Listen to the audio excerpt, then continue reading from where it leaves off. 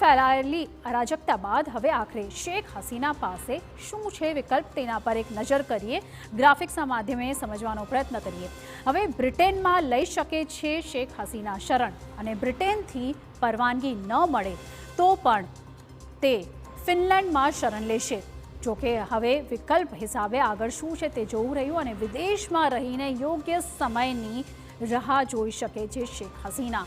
તો અત્યારે ભારતમાં શરણ લીધી છે શેખ હસીનાએ, અને આંતરરાષ્ટ્રીય મધ્યસ્થતાથી બાંગ્લાદેશમાં વાપસી કરી શકે છે તેવી સંભાવના છે, પણ હાલ ભારતની શરણમાં છે અને રાજકારણ છોડવાનું કરી શકે છે એલાન। તો આ તમામ એ વિકલ્પો છે જે હાલ આગળ શેખ હસીના પાસે છે, અને અત્યારે ભારતની શરણમાં છે, અને બાંગ્લાદેશમાં હવે શું થવાનું છે આગળ તેના ઉપર નજર કરીએ તો સેનાની દેખરેખ હેઠળ વચગાળાની સરકાર બનશે, અને અત્યારે પણ અરાજકતાનો માહોલ છે પૂરા બાંગ્લાદેશમાં, અને રાષ્ટ્રપતિ સંસદ ભંગ કરશે ત્યારબાદ નવી સરકાર બનશે।